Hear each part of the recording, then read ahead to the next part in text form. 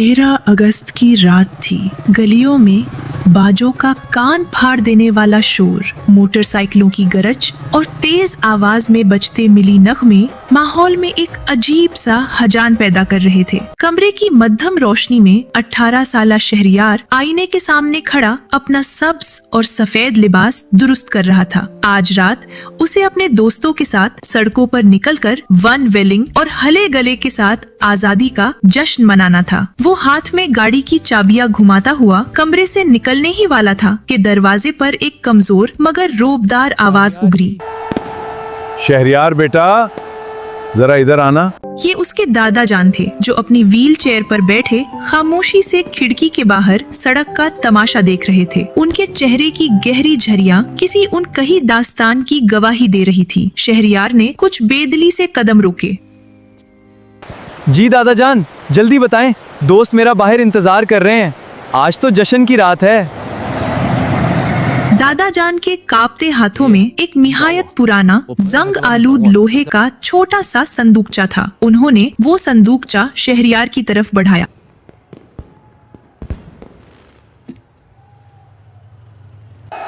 जश्न मनाने जरूर जाओ, पहले इसे खोल कर देख लो कि ये आज़ादी जिसका तुम सड़कों पर शोर मचाकर जश्न मनाते हो, हमें मिली किस कीमत पर थी।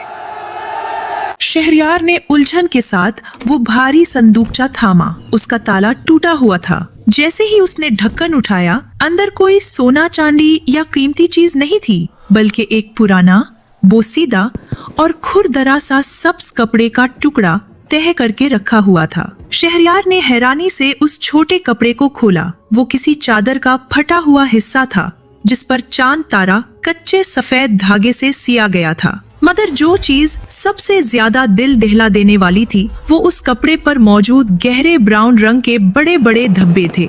ये क्या है दादा जान?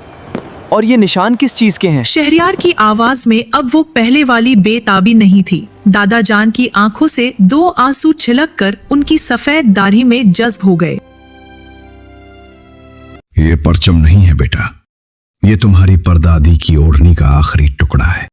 अगस्त 1947 की वो खूना शाम रात, जब हमारा काफिला बॉर्डर से चंद मील दूर था, तो हम पर हमला हो गया। तुम्हारी परदादी ने मुझे अपने सीने से लगाकर छुपा लिया। उनकी पीठ पर तलवार के वार लगते रहे, मगर उन्होंने मुझे आंच न आने दी। ये गहरे निशान उनके जमे हुए खून के हैं। दादा जान की आवाज भर्रा गई। ये टुकड़ा उनके जिस्म से अलग हुआ था। हमने उसी खून आलूद कपड़े पर चांद तारा सीकर अपना पहला परचम बनाया था, और रोते सिसकते अपने कटे फटे प्यारों को वहीं छोड़कर उस पाक सरजमीन पर कदम रखा। कमरे में एक गहरी बोझल खामोशी छा गई। बाहर गली में बजने वाले बाजों का शोर अब शहरियार को किसी तमांचे की तरह महसूस हो रहा था। उसके हाथ कांपने लगे और खून के सूखे पुराने धब्बों से लथड़ा हुआ वो बोसीदा कपड़ा उसकी उंगलियों से लिपट गया। हमने ये मुल्क इसलिए कुर्बानियां देकर हासिल नहीं किया था कि हमारी नस्लें सड़कों पर निकलकर अपने ही लोगों का सुकून बर्बाद करें और शोर मचाकर आजादी का हक अदा करें। आजादी बाजे बजाने का नाम नहीं, एक बहुत बड़ी जिम्मेदारी का नाम है, जो हमें हमारे शुहदा के खून का कर्ज चुकाकर निभानी। शहरियार की आंखों से आंसू बह निकले। उसने वो जंग आलूद संदूकचा और वो खून आलूद कपड़ा सीने से लगा लिया। अगले ही पुल उसने गाड़ी की चाबियां मेज पर रख दी और खामोशी से दादा जान के कदमों में बैठ गया। उसे समझ आ गई थी कि आजादी का हकीकी जश्न सड़कों की हंगामा आराई में नहीं, बल्कि उस मिट्टी की तामीर और शुहदा के खून की लाज रखने में है।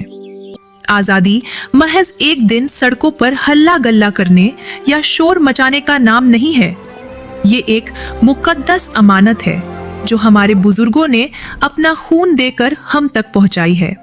इस अमानत की असल कदर उस वक्त होती है जब आज का नौजवान उसे शोरो गल की बजाय एहसासे जिम्मेदारी, तालीम और अपने किरदार से उस मुल्क को मजबूत बनाने में इस्तेमाल करे।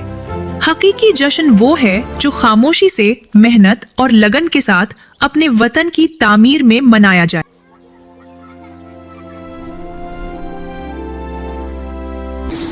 हेलो दोस्तों, आप सबको मेरी तरफ से यौम आज़ादी बहुत बहुत मुबारक हो।